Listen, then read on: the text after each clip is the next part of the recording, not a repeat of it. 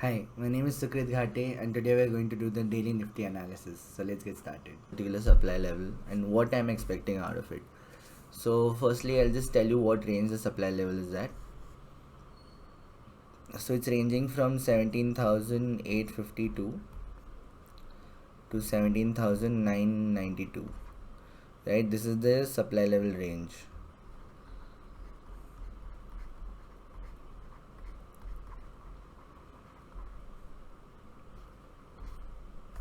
So why am I focusing on a supply level right now? My main focus is on the supply level because the market has, as you see, the market has been going up, down, and up. So when this happens, the market is generally time to fall, right? Or from whatever the trend that we are seeing right now, the market is trying to go into supply levels and take a reaction out of them, right? So this is the reason why I'm mainly focusing on the supply level. Also, this range is done. Let's see what the trend has been for the past few days, right? So as you can see,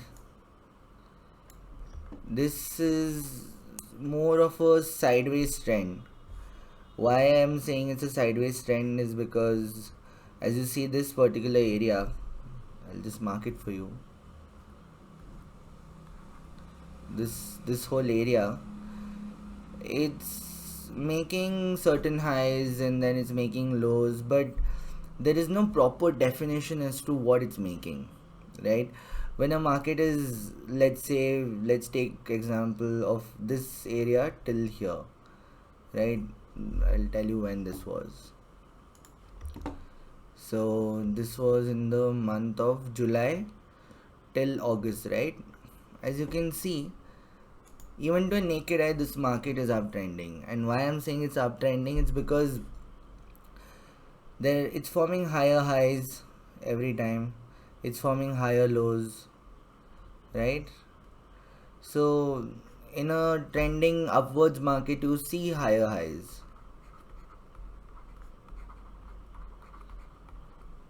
and higher lows. So in this particular area, when you see there is not much that's happening. It's not forming higher highs or higher lows. It's also not forming lower lows or lower highs, right? It's somewhere in the between. It's in the middle. So what we can say is that it's a sideways trend. So this is a sideways trend. But today we are going to be touching a very important topic, and that is why I've been focusing on supply levels. So I'll just delete all of this and I'll tell you what topic we are going to be touching. That is also known as multiple time frame analysis,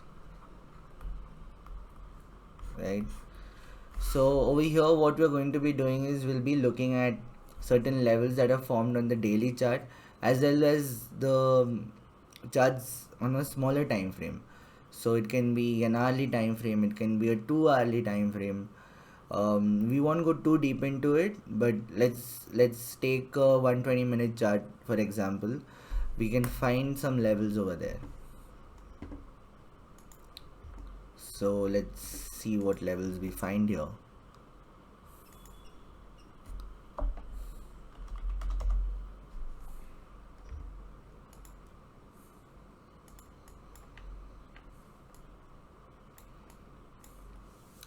So as soon as you see, I can find a couple levels and it's very visible, right? So firstly I'll just mark a supply zone.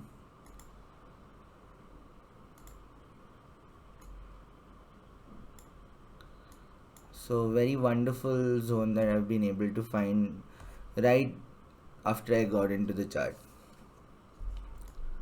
So let me just explain this to you, what is happening here exactly.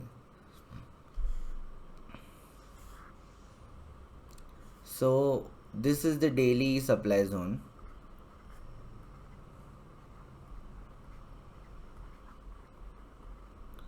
and this is the 120-minute supply zone, right? What I've done here is nothing but just marking the zones that I've been able to see. So on the daily supply zone, we had marked it on the daily chart. Then we came to a 120-minute chart in which each and every candle, this candle or any candle that you take, is representing a movement of 2 hours. So whatever movement is happening in 2 hours is being represented and formed into one candle. So hence it's a 120-minute supply zone. Over here I'll just delete all the written work and I'll tell you what is happening exactly. So if you see here, I'll delete the daily zone as well. This supply zone has worked really well, right? And I'll tell you why it's worked really well. So firstly, the zone was formed here. We call this, in technical terms, we call this a drop, base, and a drop, right? So big candles formed here, basing, one more big candle. Very nice setup, very well done. So let me just show you what is happening here. The level was formed, it's fallen, come into the zone, touch for the first time, right? Fell down, very nicely done. Come up again, touch for the second time, fell down, again very nice. Come again for the third time and it's fallen down. So now what will happen here exactly is that this zone would not hold too much power. The strength of this zone has reduced, right? And I'll tell you why.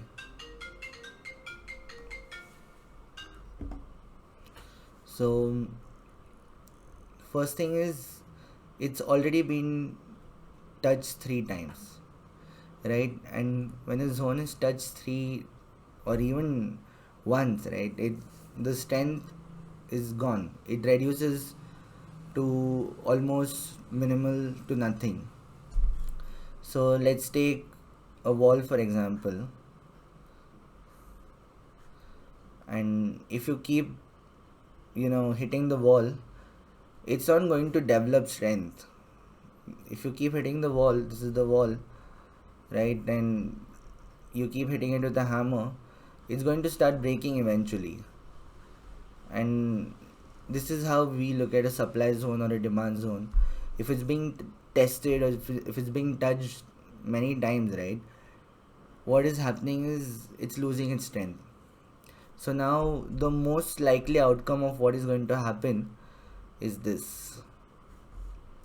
It's going to fall here somewhere and it's going to come up and going to break the supply zone. It can be on the 4th time, which is very likely to happen, or on the 5th time, and that is for sure is going to break the supply zone. Then there is a supply zone right here, which is also again very evidently in our daily supply zone. So in simple words, the daily zone is over here in this area. There is a 120-minute supply zone which is very beautifully formed. We could have traded this very well if we had marked it a few days back, and it has already given a very good reaction. So now we wouldn't keep too much focus on this. We would move on from this zone and we would go to the daily zone, right? Then another small interesting thing is, I've talked quite a bit about supply zones right today. I'll show you a very nice thing. There is a demand zone also. There is a demand zone on the 120-minute chart. So this is a very nice zone again. It's a rally, base rally. What is happening here is the market would definitely try to come into this area. When the zone is not touched, when the prices have not come into the zone, it is known as fresh. So this is a fresh zone and is not been touched. So the most likely outcome of whatever is going to happen from now is that the market is going to go up over here and come into the zone, right, and then break this supply. This will get broken, or the market would just come into this zone and then go up. So either way, the possibility of it coming into this zone is very high or very likely. So as a trader, what I would tell you to do is wait it out. If the market is trying to go into this supply zone, let it. Don't don't be too eager on trading the supply zone. Let it come to the demand zone, which maybe would take a day or at the max 2 to 3 days. And once it comes into this demand zone, the price range of this demand zone is 17,401 to 17,280, right? So this is the zone, very very nice. And what I would tell you to do is let it come into the demand zone, have patience till it comes there, and please trade with stop losses. So what is a stop loss?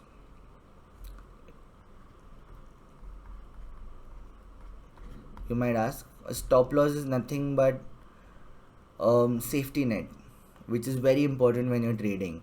It is something that every trader uses, or every good trader, right? He would use this in order to reduce his risk, manage his risk. And trading is nothing but a game of risk management and increasing your probability of making more profits, right? So when you're thinking about it this way, you should be trading with a stop loss. And no matter what kind of a trade you're taking, please trade with stop losses. And for today, this was the analysis.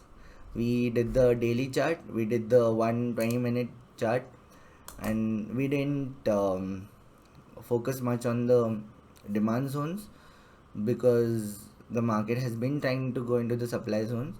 But I would tell you that wait it out and trade the 120-minute demand zone. So here was the analysis. Thank you so much. Take care.